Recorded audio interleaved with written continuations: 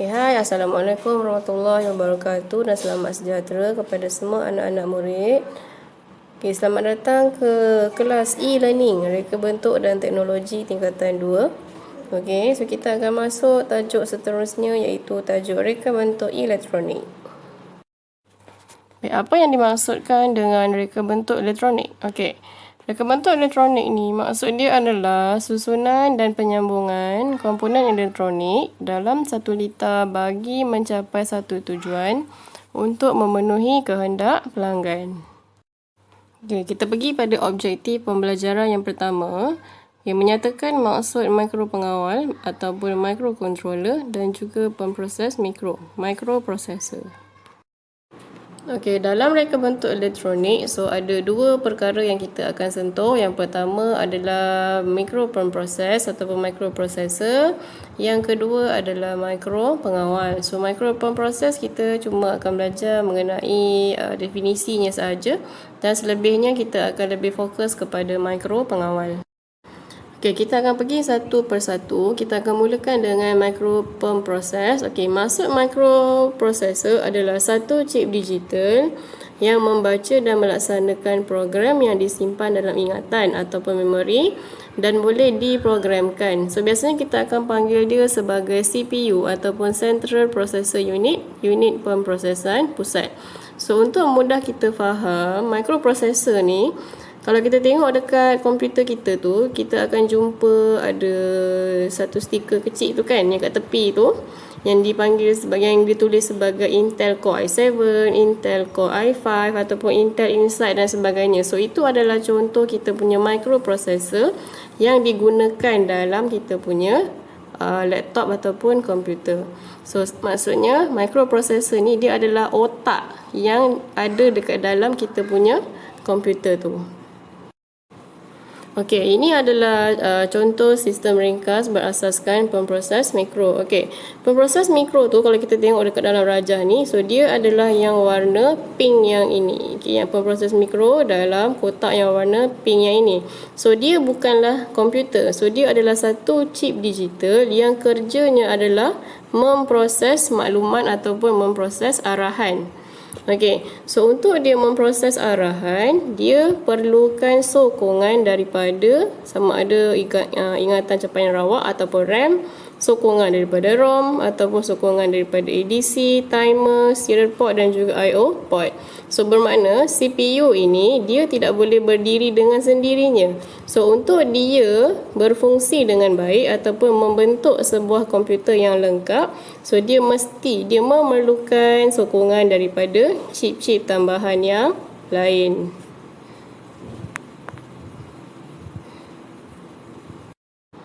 Ini adalah contoh-contoh pemproses mikro yang biasa digunakan dalam sistem komputer kita. Ini adalah contoh gambaran keseluruhan sistem sebenar berasaskan pemproses mikro. Inilah contohnya satu chip tunggal tu. Inilah gambaran dia. Next kita pergi kepada mikropengawal ataupun microcontroller. Mikropengawal dia adalah microkomputer ataupun komputer bersaiz mikro, komputer bersaiz kecil yang berada dalam satu chip tunggal. Apa yang dimaksudkan dengan kenyataan tersebut? Kenyataan tersebut maksudnya adalah dalam satu chip tunggal tersebut dia mengandungi semua komponen-komponen yang diperlukan dalam satu sistem komputer. Dalam chip tunggal tersebut ada CPU, ada ingatan, ada I/O port dan sebagainya. Biasanya kita akan gunakan aplikasi sistem terbenam ataupun embedded system. Mikrokomputer ni ataupun mikropengawal ni, dia tidak memerlukan chip tambahan lain untuk berfungsi. Apa bezanya mikropengawal dengan microprocessor? Untuk melihat perbezaan di antara mikropengawal dengan microprocessor, kita boleh rujuk pada gambar rajah. Gambar rajah yang ini adalah sistem yang berasaskan kepada mikropengawal. Micropengawal dengan microprocessor, kalau kita tengok gambar rajah dia tadi, sama tapi tidak serupa. Okey. Kalau microprocessor tadi, CPU ini dia tidak boleh berdiri dengan sendirinya. So dia kena ada sokongan daripada chip-chip yang lain untuk dia berfungsi dengan baik. Okey, tapi kalau micropengawal, kesemua komponen-komponen ini telah diletakkan dalam satu chip tunggal yang sama. So dia tidak lagi memerlukan sokongan daripada chip-chip yang lain sebab semua komponen-komponen ini diletakkan dalam satu chip tunggal yang sama.